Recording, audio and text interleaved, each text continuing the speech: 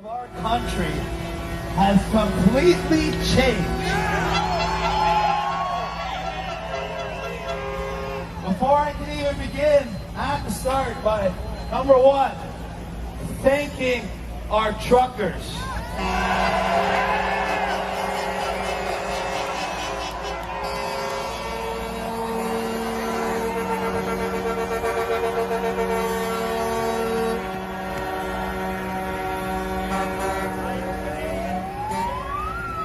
Not enough can be said for these frontline warriors that took it upon themselves to be the first group in Canada to stand in united non-compliance.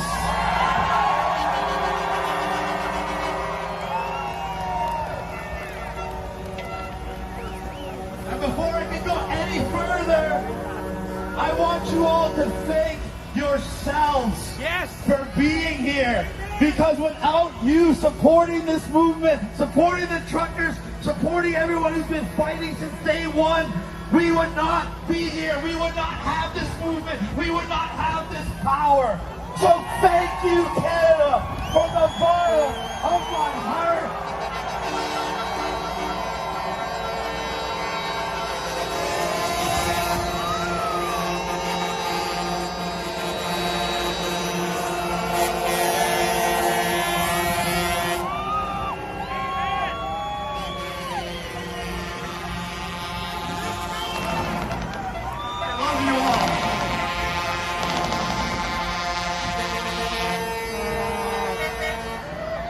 The importance of what we're doing here today will go down in history as one of the most significant moments in solidarity in human history. For nearly 2 years, I've been doing every single thing in my power, and so have many others, to try to achieve what people thought could not happen. The people coming together, despite of all the ways they try to divide us, despite of all the lies and propaganda, we stand united, we stand strong, and Canada is now the beacon of light and hope and freedom for the entire world!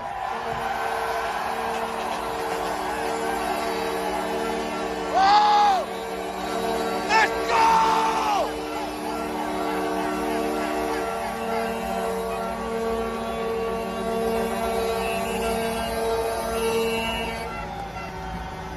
Who around the world would think that the docile, the friendly, the nice Canadians would be the ones to stick their feet into the sand and say enough is enough? It's time to take our country back! Taking it back!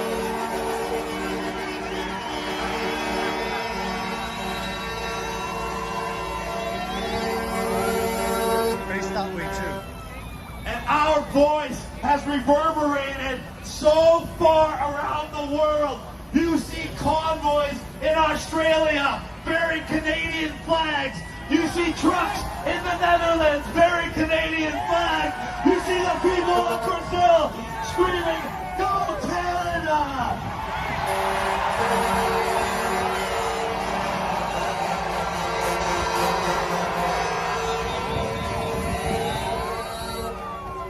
We see freedom rising around the world. The UK, Ireland, Denmark, Switzerland have gotten rid of restrictions.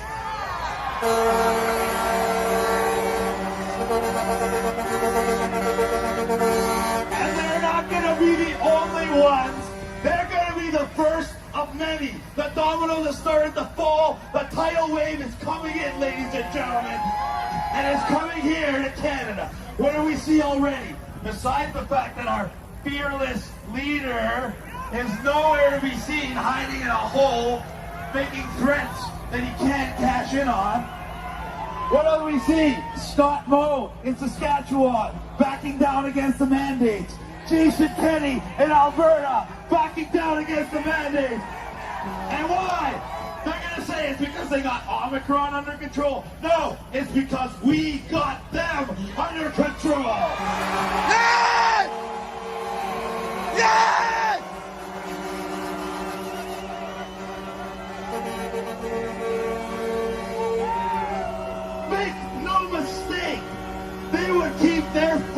down your throat as long as you would allow. If we stood idly by, we would be like Quebec, where you gotta go into a jail cell to go to a Walmart. I think yeah, laugh it up, but that's still part of Canada. That's still our brothers and sisters. We need to get them on our page. We need to bring them into this fold. We need to get them their freedom back. We need to get freedom back for everybody, not just here, but around the world.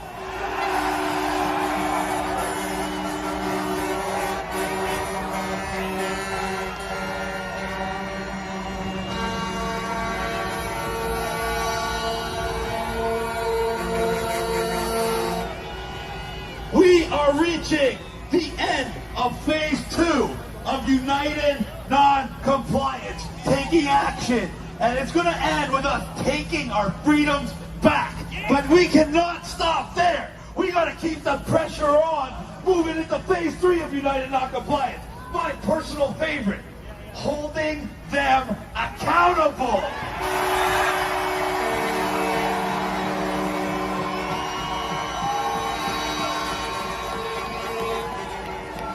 If these politicians think they're just going to flip-flop and change sides because they've read the writing on the wall and all of a sudden be hailed as heroes, they got another thing coming.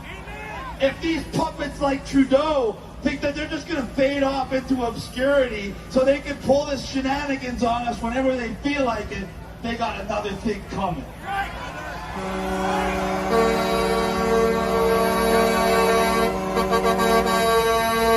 We are in a position where we can not just get our freedoms back, we can reshape our country in a way that makes it better than it ever was. Better than any country in the history of the planet. We have the largest landmass, the most resources, the most diverse population. There is no reason why without the right governance, we cannot have a golden era of Canada where people have so much more than they ever thought possible. And it's all how we react now. They're going to try to do everything. You've seen what they're trying to do in the media. This is a racist movement. It's anti-Semitic. It's anti-black. It's anti-homo. It's homophobic. It's transphobic. Are you serious? Can you even walk around more than 5 steps without someone smiling at you or shaking your hand or giving you a high five?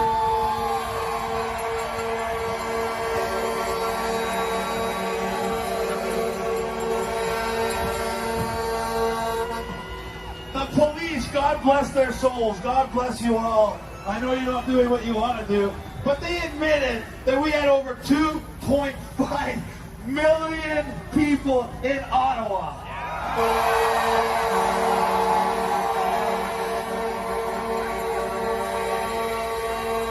And there is so much love and so much togetherness.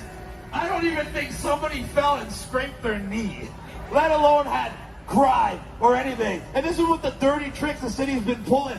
With trying not to let us get rid of garbage, trying not to let us pump out porta potties, trying to prevent emergency vehicles from where they gotta go.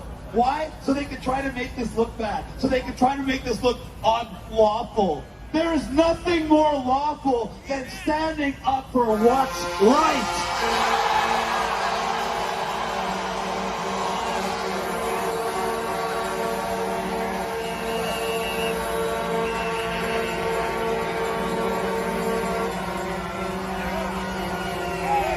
And what's more,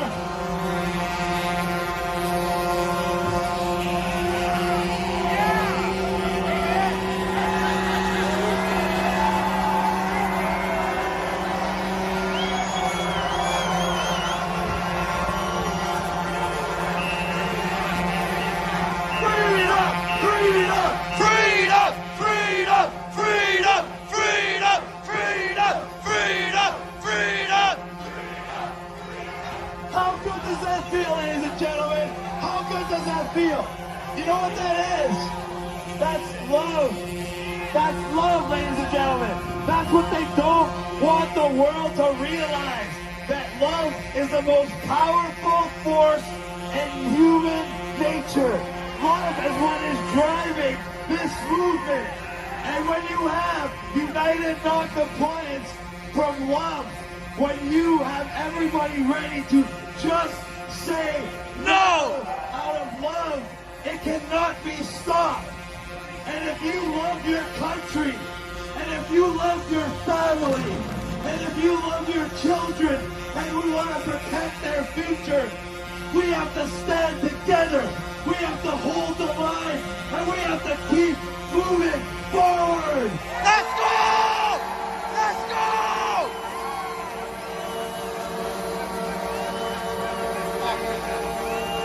Yes!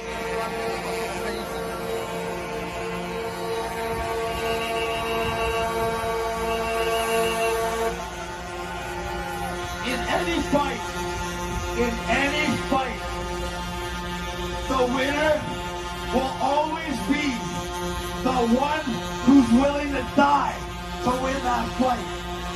And I stand here before you, and I pledge my life, my very last breath, to fighting for freedom. And if you are with me, if you feel the same way, let's scream out, freedom!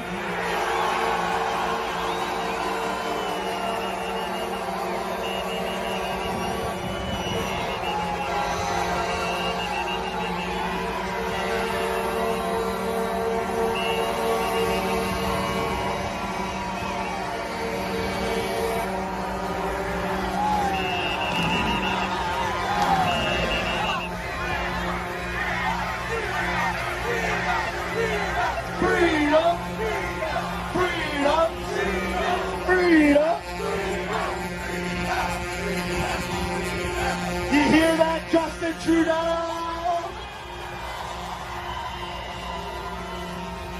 You hear that, every wannabe dictator around the world? Canadians have stood up. Canadians have lit the fire. Canadians are leading the way. And there's nothing that's going to stop us. In fact, we've already won.